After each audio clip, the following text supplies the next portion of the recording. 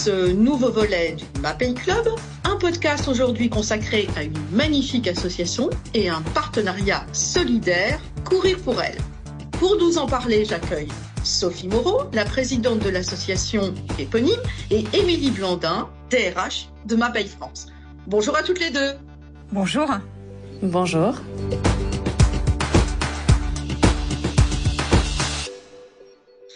Sophie, vous êtes la présidente fondatrice de l'association Courir pour elle, qui existe depuis 2010 et que vous animez avec une énergie extraordinaire qui force l'admiration.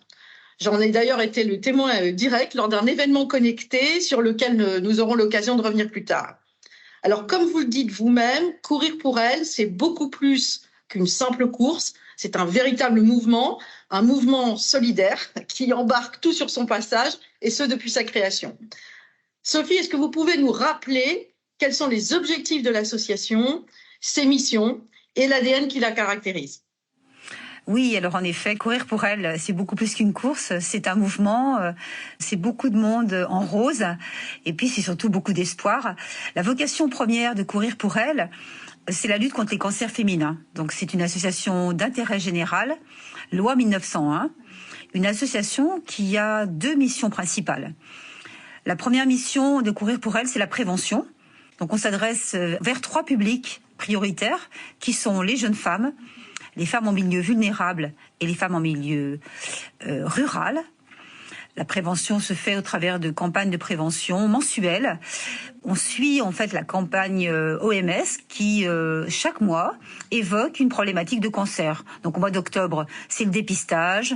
Au mois de novembre, c'est le mois sans tabac, etc., etc. Donc chaque mois, on ponctue nos campagnes avec une thématique. Et ça nous permet de transmettre, de diffuser de la communication vers tous nos publics. La deuxième grande mission de Courir pour elle est le soutien des femmes à l'hôpital. Alors comment ça s'organise ? Tous les budgets, toutes les recettes, toutes les finances que l'on arrive à récolter sont dédiées à cette mission. Et cela veut dire que l'on finance des programmes d'activité physique adaptée à l'hôpital pour des femmes en soins. J'aimerais qu'on revienne, Sophie, sur le lien que vous établissez entre le sport et la prévention, le sport et le soin, parce que vous intervenez finalement à tous les moments de la vie des femmes, que la maladie soit présente ou pas, et vous agissez très concrètement sur l'accompagnement des femmes en soins, c'est ce qu'on disait à l'instant, mais également sur la prévention de la maladie par le sport, et je souhaiterais vraiment que vous développiez ce point-là, parce que ça correspond à une expérience personnelle, Sophie. Tout à fait. En fait, moi, je n'arrive pas de la maladie, j'arrive du sport. Je suis une sportive. Je dirais, c'est vraiment mon état d'esprit et c'est mon ADN. Et alors maintenant je fais du triathlon, mais j'ai été 9 fois marathonienne. Pour moi, le sport est une hygiène de vie. Le sport est un moyen, de déposer tout ce qui est compliqué au bord de la route. Donc tous les soucis, je les laisse à chaque pas de course. Et donc j'ai eu à un moment de ma vie, dans mon parcours de vie, j'ai eu envie de mettre mon énergie au service de cette belle cause qui aujourd'hui rassemble 55 000 sympathisants. Donc, si je reviens vraiment aux prémices, à l'ADN de Courir pour elle, on est en 2009, on perd une maman à l'école de mes enfants. Et puis, moi, à cette époque, je faisais beaucoup de marathons, j'étais un peu boulémique de sport et je me suis dit, essaye Sophie de mettre ton énergie au service des autres. Étant donné que le sport te fait du bien, essaie de convaincre tout le monde d'aller dans ce sens. Et j'ai créé mon association. Alors, c'était au départ un projet extrêmement personnel et rassemblant ma famille. Puis après, ça a été les amis, et puis ça a été les cousins, les voisins, etc. Et puis aujourd'hui, comme je vous le disais, cette initiative individuelle, familiale, est devenue un projet métropole et peut-être un jour national. Mais oui, le sport est au cœur.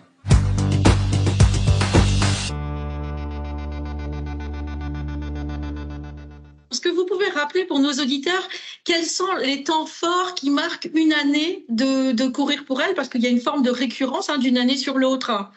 Oui, tout à fait. Alors, on a 2 grands temps majeurs. Bien sûr, c'est le mois de mai, c'est notre grand événement qui rassemble. La dernière fois, en 2019, on a rassemblé 19 000 personnes. Donc, c'est une grande course où les femmes sont rassemblées. Elles peuvent marcher ou courir. Puis l'autre grand temps est le mois d'octobre avec Octobre Rose, où là, c'est un temps plus axé cancer du sein, puisque le Octobre Rose à l'international, c'est vraiment le cancer du sein. C'est 2 grands temps de courir pour elles. Parallèlement, comme je vous le disais, on a des campagnes de prévention qui sont rythmées par les recommandations de l'OMS et chaque mois, on en prend une. Donc là, par exemple, au mois de septembre, on va prendre manger mieux. Après, on prendra bouger plus.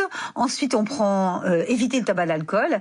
Et en fait, c'est assez intéressant parce que ces messages de prévention sont ciblent bien sûr les femmes, puisqu'au départ, c'était la lutte contre les cancers féminins. Mais réellement, ils ciblent toute la famille, ils ciblent toute la population. Et c'est vraiment redondant à la campagne de santé publique nationale. Alors j'aimerais à présent, Sophie, que nous parlions plus précisément donc, du partenariat avec MaPay, parce que tout est parti, comme le plus souvent dans la vie, d'une rencontre humaine. Cette rencontre, c'est avec Christophe Jonot, le directeur général de MaPay France, que je salue, et qui m'a confié, il n'y a pas plus tard que quelques jours, avoir été réellement épaté par votre énergie, Sophie. Et j'ai ainsi appris que vous étiez inscrit au même club de triathlon pour les entraînements de natation et de vélo. Alors, Christophe m'indiquait en préparant ce podcast que très vite, l'évidence de ce partenariat lui est apparue. Et c'est finalement ainsi que tout a commencé avec un premier galop d'essai et l'achat de dossards pour la course de mai 2020. Alors, cette course, en raison du Covid, a finalement été transformée. On s'est adapté. Et vous, Sophie, et nous, MaPay, en remplaçant la course par une matinale live. Voilà. Et donc, le partenariat a été maintenu en dépit du Covid et le soutien à la cause, quelles que soient finalement les circonstances. Pouvez-vous nous raconter, Sophie, cette première rencontre avec Christophe ? Alors, ça a été bien sûr un moment de convivialité, de plaisir aussi, d'amitié. Courir pour elle a 3 valeurs principales, c'est la solidarité, l'engagement et la convivialité. Et c'est vrai que moi, j'apprécie partager des moments de joie, de bonheur au travers du sport. Et c'est vrai qu'on était, je crois, il me semble, on était sur un entraînement de natation quand on a commencé à parler du sport santé, de à quoi servait courir pour elle, la vocation de courir pour elle, nos 2 missions, et comment j'entrevoyais de développer cette association. Parce que Courir pour elle, aujourd'hui, compte sur sa 14e édition. Et donc, on a un moment évoqué, et pourquoi pas. Aujourd'hui, les entreprises ont un vrai rôle social et sociétal. Une association ne peut fonctionner toute seule. Donc, moi, je suis vraiment adepte de jouer collectif, de coopérer. On dit souvent tout seul on va plus vite, mais ensemble on va plus loin. Et donc j'ai sans doute évoqué à Christophe l'intérêt de compter sur d'autres acteurs en plus de nos participantes. Et c'est là qu'en effet il m'a dit pourquoi pas MaPay. Nous on a une culture sport, on a une histoire sport, et on a commencé à imaginer de quelle manière les sites, puisque vous avez plusieurs sites, Toulouse, Saint-Vulbas, Paris, pourrait être mobilisé au travers de ce sport santé.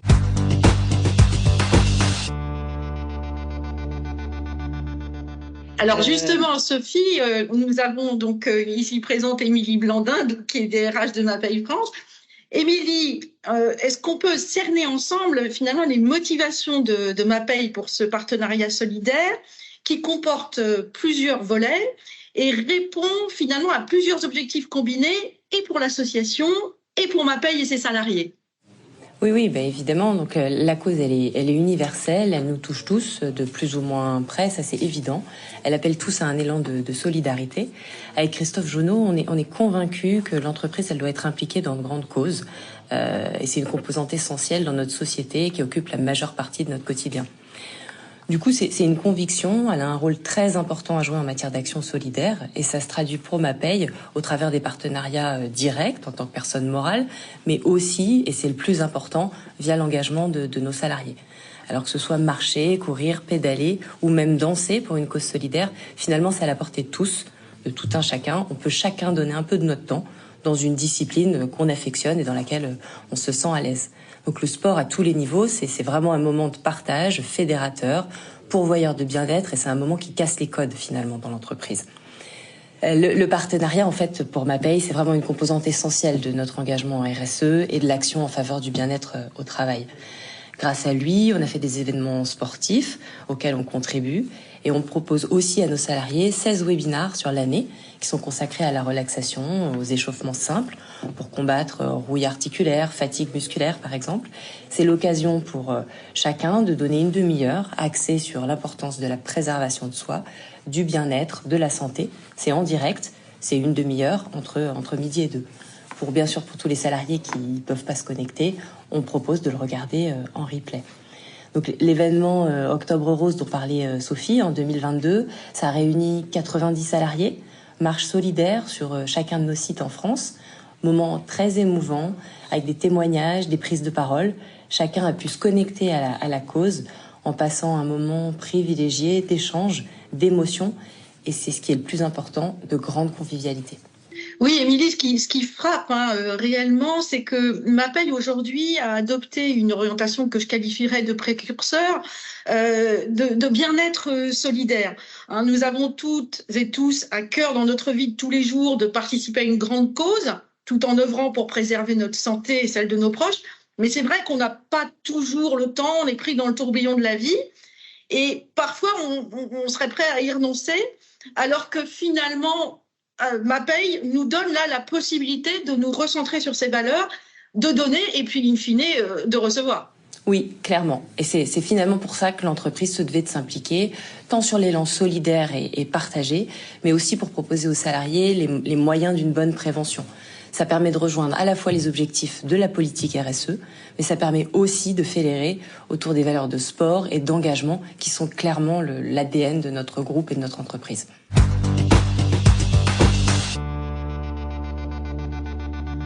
Du coup, Sophie, je reviens vers vous. Quelles sont les prochaines échéances de Courir pour elle ? Alors en effet, l'année de Courir pour elle est très rythmée, avec 2 temps forts au mois de mai, et les jours sont désormais comptés, puisque le 14 mai, ça sera la 14e édition, et nous imaginons rassembler 14 000 dossards. Donc ça, c'est un grand challenge, un grand défi, et nous sommes en train de motiver un maximum les individuels, les entreprises, les associations, tout le monde ici et ailleurs, de participer à ce grand rassemblement du mois de mai. Et le deuxième temps fort, ça sera en octobre, où là, bien sûr, Octobre Rose, mois du dépistage, pour sensibiliser le grand public aux bénéfices de prendre soin de sa santé. Donc ça, c'est les 2 grands temps forts. Et puis à côté de cela, nous avons des temps de rassemblement, puisque l'idée, c'est de motiver les gens à mettre des baskets, quelle que soit la discipline. Donc on aura Rouler pour elle en septembre, on aura Rando pour elle au mois de novembre. Entre-temps, on aura eu Nager pour elle au mois d'août. Nous avons Tennis pour elle qui est programmé. On a un Foot pour elle également.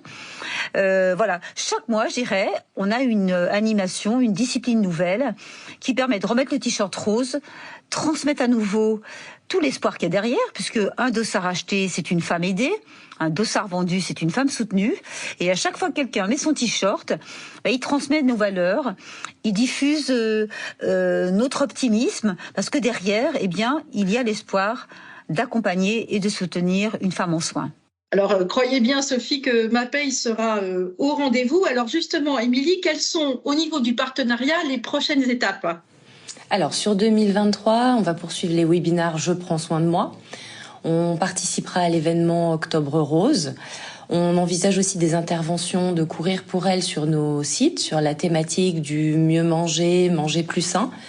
Toujours, la volonté, c'est bien de remettre la santé au cœur de l'entreprise, de créer du lien par le sport et des moments partagés de convivialité, toujours autour du bien-être.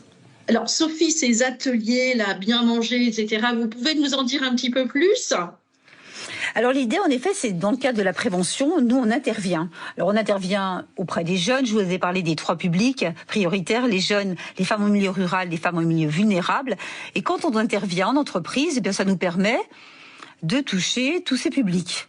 Donc, par thématique, les entreprises nous commandent des matinales, ça peut être des petits déjeuners, ça peut être des temps de midi, la pause méridienne, ou ça peut être aussi des temps tardive dans l'après-midi, avec un sujet de prédilection. Ça peut être la nutrition. C'est très souvent le tabac. Alors, on en intervient avec des tabacologues. Et après, ça va être sur des sujets complémentaires à l'activité physique. Mais au cœur, on évoque les bénéfices de mettre des baskets et de faire au minimum 30 minutes par jour, 5 fois dans la semaine. Nous nous adressons vraiment à tous les publics. Alors, bien sûr, on s'intéresse à ceux qui courent déjà, mais je dirais c'est pas notre cible prioritaire. On s'adresse surtout, et ce qui nous intéresse, nous, c'est les gens sédentaires.